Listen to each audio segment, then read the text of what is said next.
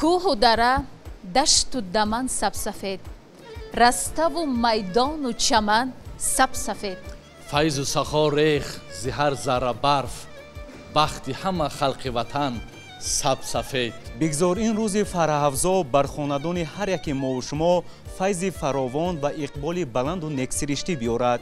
بینندگان عزیز، در برنامه امروزه صبح تاجیکستان از دستاوردها، کامیابی‌ها و تشبث‌های جهانی تاجیکستان قصه خواهیم کرد و در این ردیف مهمانان زیاد دعوت شدند که وابسته به موضوعهای مختلف صحبت خواهیم کرد. در فضای تاجیکستان نازنین همیشه تنتنه آزادی و استقلالیت از امن و ثبات و سرافرازی و سربلندی مردم کشور مژده دهد.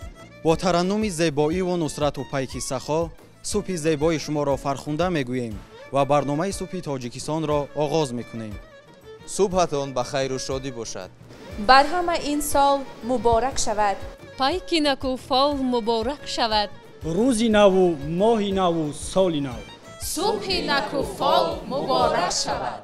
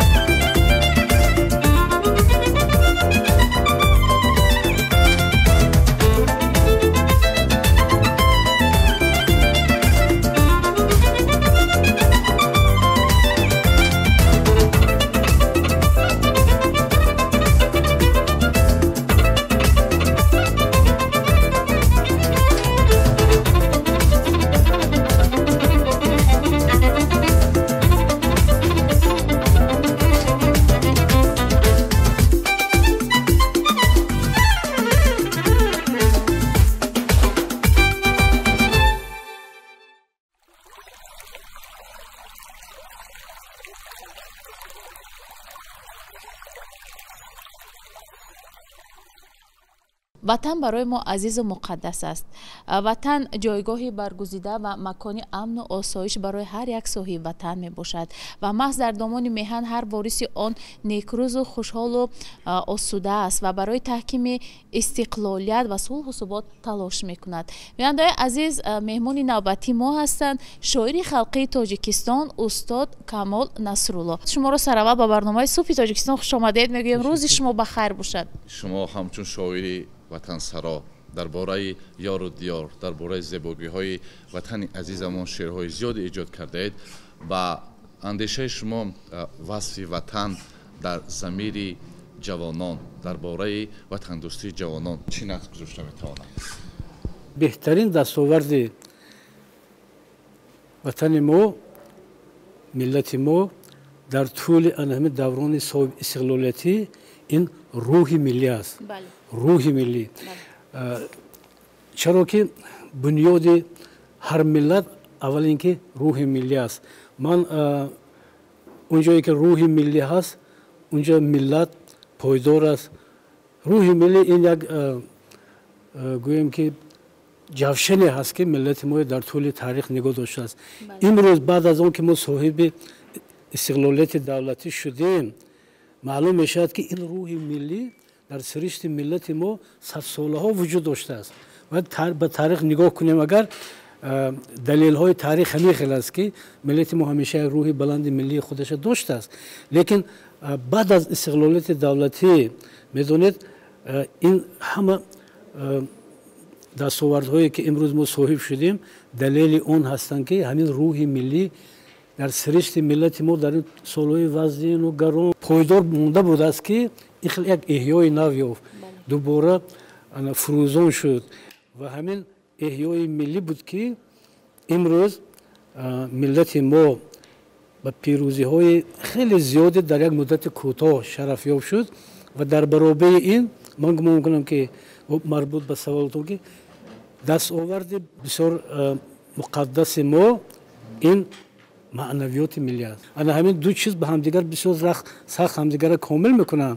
روح ملی، معنویات ملی و همین معنویات ملی بود که امروز میذارید از روزهای نخستین تأسیس دولت نوین تاجیکان، خلق ما، پیشوای ملت ما، حکومت تاجیکستان انا همین در پی احیای معنوی خود شدن که همین روح ملی واداشت که ما به خودشناسی ملی، به شناخت هویت ملی، تاریخمون رو آوریم و این باعث اون شد که ما در جاده‌های گوناگون معرفت و فرهنگ و ادبیات و اجتماعی و سیاسی و در همه ساحه‌ها دستاوردهای بزرگی به دست آوردیم. دلیل‌ها خیلی زیادن که گوییم سخن مثلا میگیریم در ساحه بین المللی مثلا اون دستاوردهایی که امروز تاجیکستان ما دارد من گمان میکنم که نمونه عبرت بسیار کشورها میتوانند بود. ببینید که امروز پرچم تاجیکستان به شرف پیشوای ملت، به شرف سیاست بسیار بشردوستانه حکومت تاجیکستان در تمام کشورها در صحنه‌های بلندترین پرافشان است و این دلیل اون است که معنویات بزرگ ما چنانه که در گذشته ملت ما خجسته داشته بود و شهرت جهانی آورده بود همین خیل امروز در همین جاده با کامیابی‌های نو، به دستاوردهای نو راهنمایی میکند و من گمان میکنم که وقتی که در ساحه دستاوردهای بین المللی سخن کردیم خیلی سخن زیاد است. تمام مثلا امروز خجسته ترین پیگیری هایی که بشریت دارد در اونجا سهمی یا اینکه تشبس یا اینکه یک پیشنهاد پیشوای ملت ما است و آخرین برآمد پیشوای ملت ما در سازمان ملل متحد از اون منبر بلند با یک دعوت خجسته دیگر که به منفعت بشریت است، یعنی پیگیری کردن سالهای صلح و آسایشتگی در سیاره زمین. این آرمان همه خلق دنیا است، همه ملت های دنیا هستند و ما امینیم که این رو هم از جانب سازمان ملل متحد پیگیری میشد. باعث افتخار است و همین روحیه ملی امروز و این دستاوردهای معنوی ملت ما امروز ملت ما واقعا در همین جاده رسالت تاریخیش راهنمایی میکند، پایدار گردانیده است. از انامین خرمی و سرسبزی و طرح معاصر پایتخت که با عزم و تلاش‌های شهرداری به وقوع آمده است، می‌افتد که مسئولیت هر ساکن پایتخت را در نگاهداشت آبادی و زیبایی شهر دوشنبه در چی می‌بینید؟ هر کس مسئولیت وطنداری خودش احساس می‌کند. در توی هر کس مثلا از دست درخت میشه، گل میشن و این شهر ما منور کرد، پرنور کرد و من گمان می‌کنم که این هنوز آغاز کار است و دوشنبه واقعا نه تنها دوشنبه این شکوفایی سازندگی ها از پایتخت وطن ما به تمام تاجیکستان انتشار یافت. این روحیه وطن دوستی، این روحیه بلند انسان دوستی تاجیکستان ما سرسبز میکرد و در پایتخت ما این مسئولیت، ببینید این مسئولیت هر لحظه احساس میشود، هر لحظه حس میشود که امروز مردم حس کردن که خودشون باید صاحب آب و خاک و زمین خودشون باشن. سال سرد آمد عزیزم، یادها را گرم دار، یاد سبز اون گل زیبا حیا را گرم دار، اخگر وامانده عشق کهن را برفروز، اندرین گلخن حضور مدعا را گرم دار، شعله‌ور کن عشق را در مطبخ طبع لطیف، در هوای دلفروزش دست و پا را گرم دار، اون نسیمی که برقص آورد درختان را گذشت، دست و پا زن در وجودت این نوا را گرم دار، شب دراز است و زمستان سرد و درها بستند، گلخن گلواژه عشق خدا را گرم دار، در هوای پرتو مهر صفا افشان خود، واشو از وارونه دل واژه ها را گرم دار، راه ها یخ بسته یکسر، راه دل ها را کشا، با نگاه آذرین راه رها را گرم کن، چشم من آینه تو، چشم تو آینه ام، در نگاهت چشمه های با صفا را گرم دار، میبرد بال نگاهت شاد باشی مراد، میبرد بال نگاهت شاد باشی مراد، تا بسوزی غصه ها را بوسه ها را گرم دار. اظهار سپاس به شما برای ابراز اندیشه ها و اشتراک در برنامه صبح تاجیکستان. بار دیگر خوش آمدید. سلامت باشید. هم صحبت ما بودند شاعر خلق تاجیکستان استاد کمال نصرالله.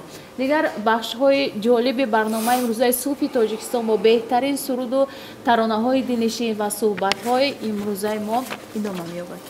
در ادامه ما را همراه باشید.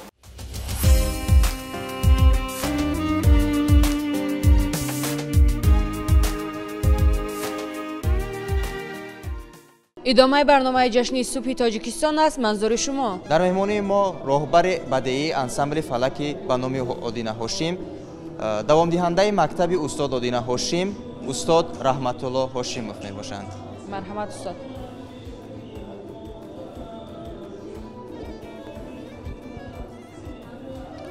استاد شما را خوش آمدید میگوییم و میخواستیم که تمنیات شما را به مردم تاجیکستان شنیده باشیم. تشکر زیاد. سالی که سپری می شود عموما برای تمام خلق جمهوری عزیز ما سال فراوانی بود، سال بردباری بود، سال ساختمان اینقدر انشاءات هایی که برای مردم پیشکش نمودن و مخصوصا برای اهل فرهنگ سال فراموش نشونده بود، زیرا که دو کالج صنعت که با یکی استاد احمد باباقل و ملکه صابرова را با بینای نو پیشکش نمودند و همچنین مکتب صنعت بچگانه به نام آدینه هاشم که در ناحیه سینا ساختمانش به انجام رسید و در افتتاح آن پیشوای معظم ملت محترم امام علی رحمان در آن شرکت ورزیده بود. این گونه شاهکاری هایی که در جمهوری ما شده گذاشتن ما بسیار منتپذیریم و گفتنی هستیم که در سال آینده چنین شاهکاری ها باز زیادتر می شوند و در سال نو برای تمام مردم خلق عزیز تاجیکستان پیش از همه بردباری، تنسیتی، خانه آبادی آرزو می نمایم. استاد شما می گفتید که با کدام دستاویزها مهمانی برنامه ما گشتید؟ یک سرود نو ثبت نمودیم، شعر جمعه قوت، گفتی به سیر گل بیا رفتم نه آمدی، گفتی به گلشن مرحبا رفتم نه آمدی. تشکر زیاد استاد. استاد می گفتید که در سال 2024 کدام دستاورد و کامیابی ها باعث خوشنودی شما گشت؟ بسیار درست قید کردین. در این سالی که سپری گردید 2 کالج صنعت، یکی با نام احمد باباقل و ملیکه صابر را با بینای خوش طرح و زیبا با استفاده داده شد. اینچنین مکتبی بچگانه صنعت به نام آدین هاشم که مثلش نظیرش در قریب آسیای میانه نیست، با تمام تجهیزات نوی حاضر زمان برای خدمت جوانان و نسل نورس آماده گردیده است و این مکتب با تشبث و ابتکار به واسطه پیشوای معظم ملت امام علی رحمان و رئیس شهر رستم امام علی افتتاح گردید و اینچنین تالار فیلارمون دولتی تاجیکستان از نوسازی گردیدند و برای خدمت خلق پیشکش نمودند و در آینده امید داریم که چنین شاهکاری ها باز زیادتر می‌گردند. تشکر زیاد استاد. اینچنین در سال 2025 ما هم به شما کامیابی های و دستاوردهای زیادتر از این خواهانیم. تشکر زیاد.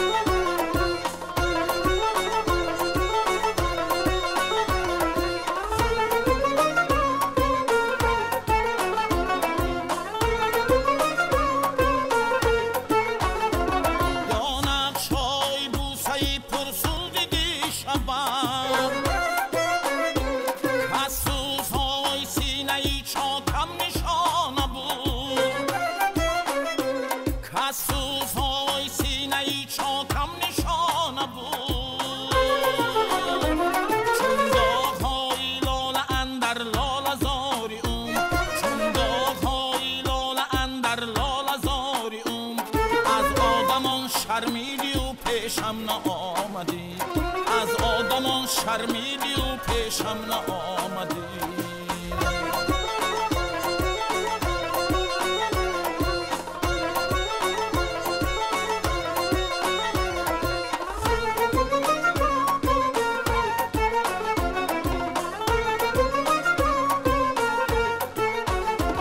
آخر چرا تو نامدی در گلشنی وفا،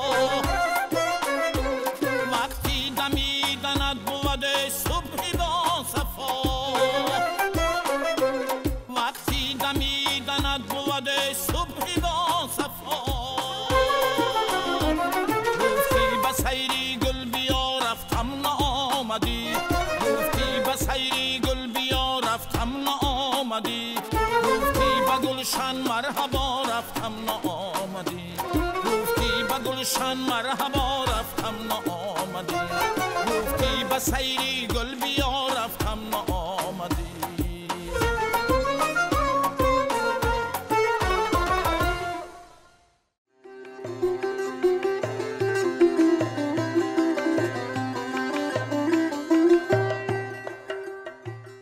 های السلام علیکم، السلام علیکم. السلام علیکم. همه شما دعوت کردند باز منه فرمان بیبی فراموش کردن. اینا بینن همه جوان ها اگه دوری ما گذشت گویا. بابای مرگن همینجا من اینجا. وای وای وای زفرم با گوشکای ناز گلکش همینجا. عبدالله هم همینجا. وای شاکر جان با مورکت همینجا. السلام علیکم اکای حاتم جان. وای وای وای مورتو نگیرید. حاتم جان حاضر میدونی چی گپ شد؟ کلینی خوردی وای نگاره خان همین قدر وای دختری شتو کلینی خوردی اومده گفت آچه جان بیرون بر اومده بینید رو بروی حولیمون یک تا داروخانه کشودن. صورت شما یک کلان کردگی بالای همون داروخانه با اوویزان کردن.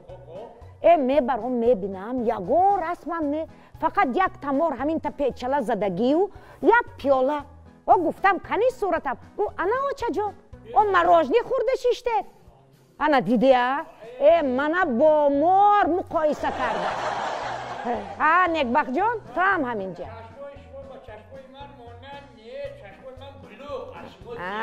خیرت که همین گپا خودت گفتی. میدانم اکو این سالی مار. سالی منم مار فقط کلینا نفهمم. گفتم که یک برنامه میکنه. برنامه و معامله خوشتامن ها با کلین ها. گفتن وعده کردند و دعوت نکردند. گفتم کنی خودم یک اومده بینم چی گپ است. اوخای ما اکو همتون میدونید که کلینکو من دوست میدارم. لیکن با من دیگر نه تلویزیونشون در کار نه رادیو نه یگان همین سامانه های اجتماعی. من خودم اپراتور خودم ژورنالیست خودم دارم. باقی لبای السلام علیکم.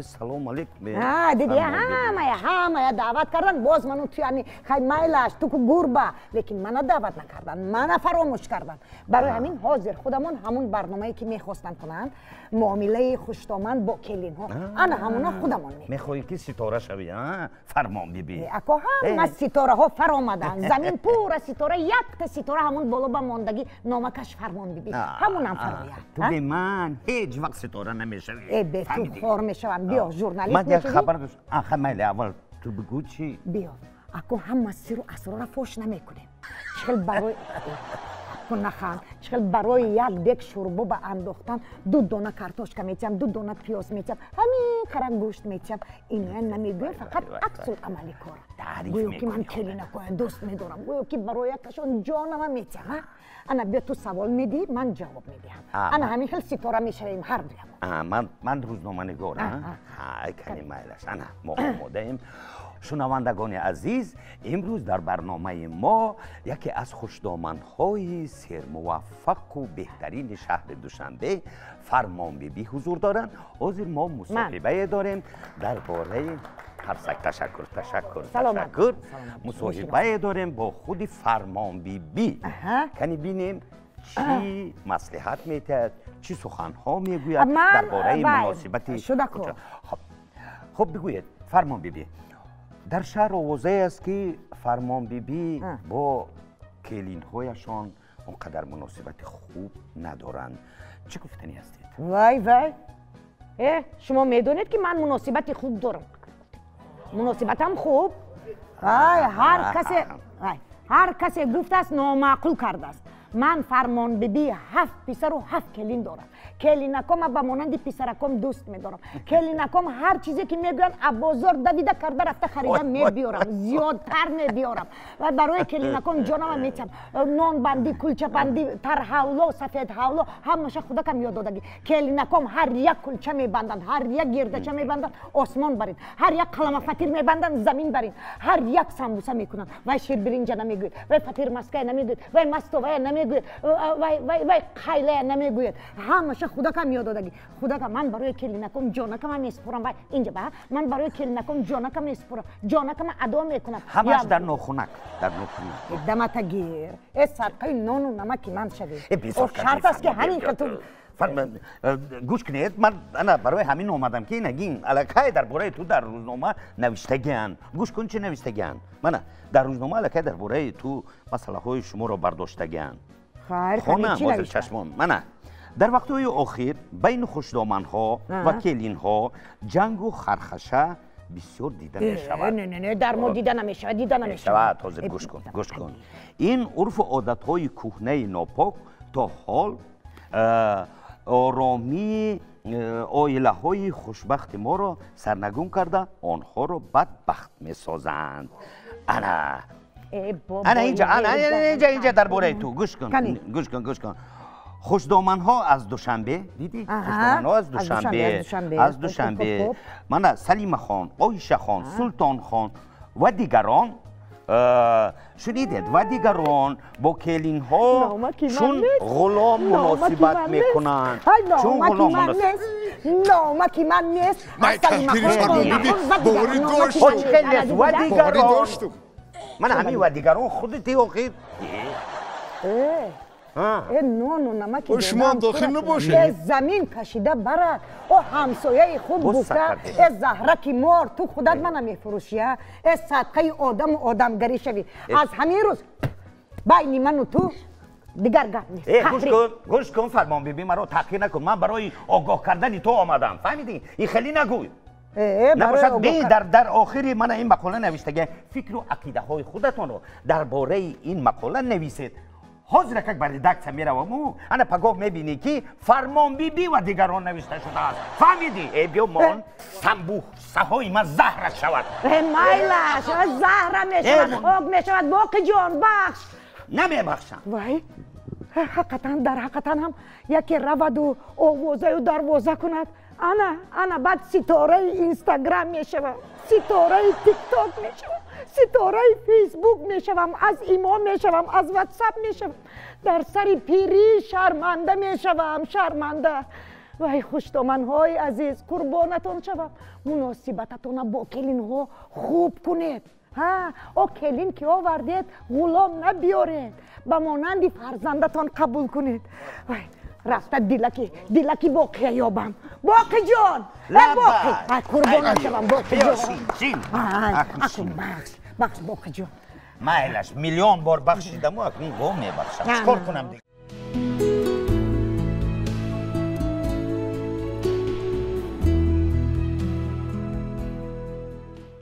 برای هنرمند هر یک دقیقه و لحظه عمر غنیمت است. زیرا هنرمند همیشه از پی نوآوری و نوگانی می باشد. بیننده‌های عزیز، هنرمند از انسامبل آریایی کمیته تلویزیون و رادیو نزد حکومت جمهوری تاجیکستان بانوی هنر نازیه بانوی کرامت‌الله. روزی شما بخیر باشد نازیه بانو. تشکر زیاد. سلام خود را به همه بینندگان عزیز میرسونم. صبحتون بخیر باشد. روزی نو گوییم به همه مردم تاجیکستان مبارک باشد. تمام خوشی‌های زندگی نصیبتون گردد.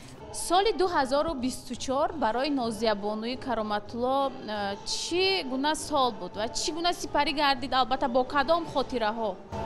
البته برای هنرمند روزهای خاطرمون این روزهای کنسرت و روزهای همون روزها می شود که سرودهای نو تولید می شوند و از جانب مخلصان البته نصب قبول کرده شود.